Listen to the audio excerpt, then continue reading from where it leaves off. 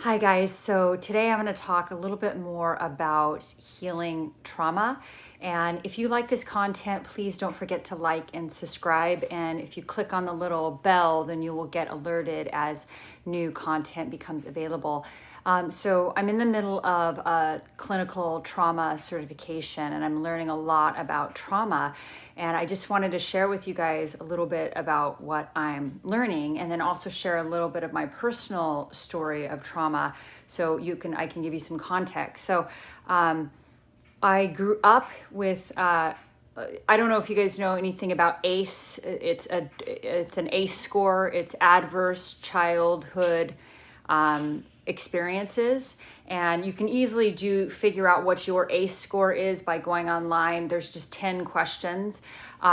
Basically, anyone who has an ACE score of 4 or higher is in the sort of high risk category. There are people that had sort of childhood trauma. Now, everyone has had some sort of trauma, almost everyone, and most people are going to score somewhere on the ACE scale from 0 to 10, because some of the questions on there are like, have your parents ever been divorced? And a lot of people have been divorced, so that would give you at least a 1 if your parents have been divorced.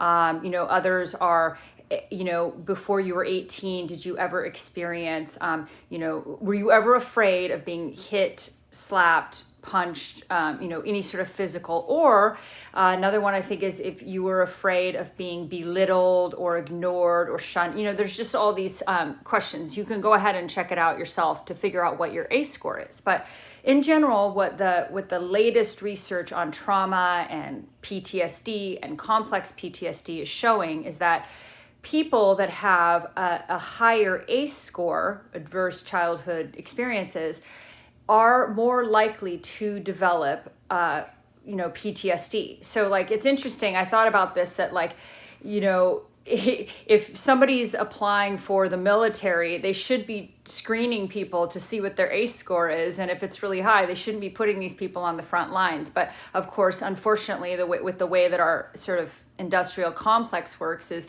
most of the people that are going in to be like grunts in the military, it's because of their socioeconomic status, or and so they may be coming from places where they have a higher proclivity for a higher ACE score. That's just, I'm going off on a tangent there, but anyway, the point is that check out what your ACE score is. And, if it's over 4, you're definitely in the high risk category, right? So what we find is that people that had that have a higher, again, proclivity for developing PTSD. So, if you had childhood trauma, not only are you going to be more likely to develop complex PTSD after coming out of a relationship with a narcissist, a psychopath, a sociopath, you are also going to have a much higher proclivity for being attracted and getting into a relationship with one of these emotional manipulators. Because, quite often when you grew up with sort of that, childhood trauma, you developed some sort of coping mechanism, typically or often, that you developed, fight, flight, freeze, or fawn. You developed the fawn coping mechanism, which is codependence. It's possible that you develop that, right? So, some people fight, some people flight, some people freeze, and then others fawn. They'll be very accommodating and very, easygoing, and they don't rock the boat, and they'll do anything to make everyone around them happy, and they fix the situations, and they'll help people because that is a way, as a child, they had to learn how to do that to survive their childhood, right? Or it was one adaptation that they learned to survive their childhood, right? So, and some people develop narcissism to survive their childhood. That's another way. So, if you have this, if you developed, you had a high ACE score, you became, you had some symptoms of codependence, you grew up, you found yourself attracted to emotional manipulators, you found yourself attracted to narcissists or sociopaths or psychopaths, or you found yourself in relationship with them. Now, the other piece of this is that narcissists and sociopaths and psychopaths almost have a sixth sense for being able to determine whether somebody has been traumatized, whether somebody, I'm not saying it's like even conscious for them, but they have the sixth sense for figuring out who is going to be an easy target for them to extract narcissistic supply from, money, sex, somebody that they can easily manipulate, or somebody that's very, very interested in being in people pleasing and being liked and being wanted because of their, childhood trauma. And that narcissist is very, very good at being able to sort of suss those people out. And they have a strange attraction to them because it's like a pathological taker, total toxic self-centeredness, highly narcissistic, with somebody who doesn't have enough narcissism, who is almost a pathological giver, where they don't have enough narcissism because there is some level of healthy narcissism, they don't have enough to do self-preservation to protect themselves. So they allow themselves to be sort of taken advantage of, and they don't even know that's happening because they'll do anything to please, right? They'll do anything to not rock the boat, to avoid conflict. They're usually conflict avoiders, right? So you have this toxic dynamic between, the pathological giver and the pathological taker. This person who has, absolutely no respect for other people's boundaries and just tromps on other people's boundaries. And this person who doesn't even know how to set boundaries, right? So you have this toxic, weird dance going on. So the point of all this that I'm getting at is that you came in to this relationship with probably a high ACE score or with some childhood trauma, right? And you might have even had complex PTSD before you even met the narcissist. And of course, as we know, these relationships, most people that are coming out of these relationships definitely develop complex PTSD or extreme symptoms of trauma. And that's you guys all know, I'm preaching to the choir, but it's like hypervigilance, it's, perseverations, it's, thinking over and over again about the narcissist or about the harms they caused you, that's the perseverations, extreme anxiety, fear, hypervigilance, being afraid, looking over your shoulder, locking your doors, having, a lot of, this incredible anxiety, right? Also, you can be feeling helpless, you're low energy, you have foggy brain, you can't quite figure out, how to make decisions. And this, what I'm learning from this trauma course is that, basically people that have experienced trauma, it is not that you have a disease, it's that you have a brain injury. Your brain has been injured to such a degree that it may be 5 times harder for you to think and do basic decision making and do basic tasks than it is for somebody who is not experiencing the TBI or the traumatic brain injury. And the trauma therapists believe that this is, trauma is a brain injury. It's not a physical brain injury, but it is injuring your brain. So if you're in these forums, you are probably walking around with a brain injury. And in order for you to heal, you have to heal that brain injury. And yes, you probably had trauma before from childhood, and then it was confounded incredibly by the psychological manipulator or whatever. But what they're doing, with their manipulation, and especially the gaslighting is very hard for your brain. Over the long haul, gaslighting is just absolutely it's traumatizing to your brain, because as a survivor, you do not trust your own reality. Gaslighting is basically systematically trying to make somebody lose their sanity, make them lose their mind. And again, I don't know for sure how many of the narcissists or sociopaths are fully aware that they're doing this or are unconsciously just manipulating because that's how they figured out how to get their needs met. I'm not going to speculate on that. But bottom line is they know they're lying. and there's gaslighting going on, and that creates a lot of cognitive dissonance. It creates a lot of issues in the brain, and long-term brain injury occurs from gaslighting, as well as the other forms of toxic abuse that you've been subjected to. So again, the point of all of this is that you have a brain injury.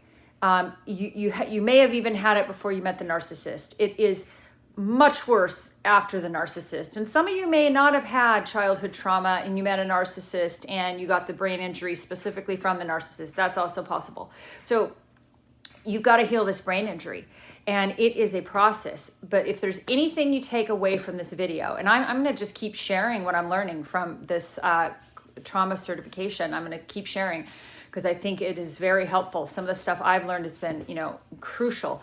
But if there's one thing you take away from this, is you cannot be in a state of trauma if you are in a relaxed mind and body state, if you are in a relaxed muscle body, okay? And one other thing to take away is you cannot, if you have this kind of trauma, and if you are suffering from complex PTSD and narcissistic abuse syndrome, and your brain is on fire and it's going crazy, you cannot control your brain to stop doing that.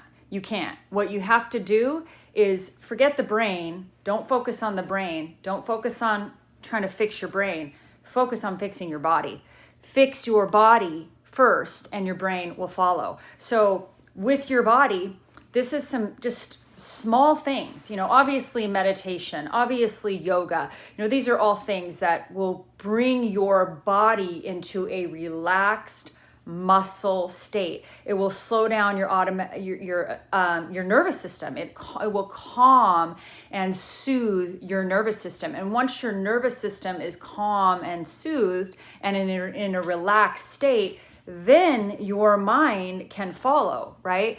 So yes, meditation, yoga, rock climbing, running. I mean, there's all sorts of things you can do, guided meditations. But what about when you're in the moment? What about when you're going through your day and you get an emotional flashback and you get triggered? You could be driving down the street where you used to live and you get triggered, right? You could, see some post on Facebook or something by the narcissist, or the narcissist, one of the narcissist's 57 new affair partners or whatever. I'm just being facetious, but you could get triggered. You could hear from somebody in the narcissist family or see a post or something like that. Of course, I think you should be blocking all those people. Of course, you know that, but you get triggered, and then what do you do when you're in that moment? There's some really basic things you can do. If you're in an environment where you can't do anything very obvious, you can do Kegel exercises. And I'm not going to get into all of that, how to do it, but Google it. You can do Kegel exercises in the moment. Clench and release. Get your muscles into a relaxed muscular state. You can lay, if you have a few moments where you can be weird in front of other people, you can lay on a bed or lay on the floor and tense up your muscles and then release. Breathe in and release. And you can tense up your whole muscles in your body, starting from your feet, and then relax, right? Other things you can do is, I've shown this in a couple of videos, but you can pull on your ears while you're breathing.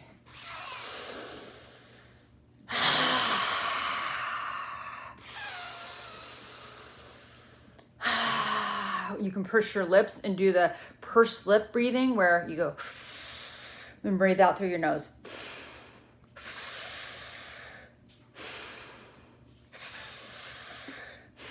You can do the tiger's breath breathing from yoga, like breathe in.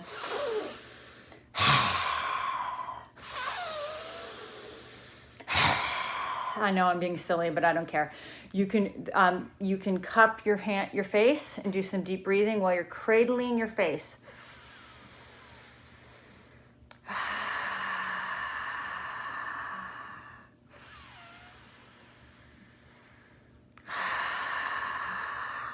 Whatever form of breathing you're doing, whatever form of tensing and then releasing, to get into that relaxed muscle state is key. And that So those two cannot live simultaneously in your brain. You cannot be in a relaxed muscle state and be triggered at the same time. So when you are being triggered, and you got to consciously do some of these tasks. And there's many other things you can do. I'm working on figuring, learning all of them, and I'll share them with you as I go along here. Oh, you can put your hand on your heart, your other hand on your belly, and do some deep breathing.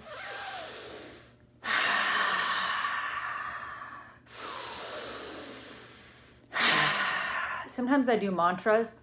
I'll breathe in, I'll breathe God in. Cat out.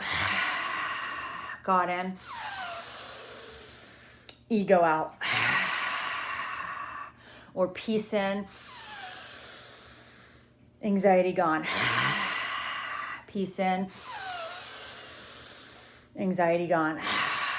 These are just some very simple things you can do. You can do some mantras, and you can tell yourself, if you can't do any of these physical things in that moment, you can start just by saying, I am safe, I am safe, I am grounded, I am safe, I am grounded, I am safe, I am grounded, I am safe, I am grounded. Because what's happening is, you get triggered, right?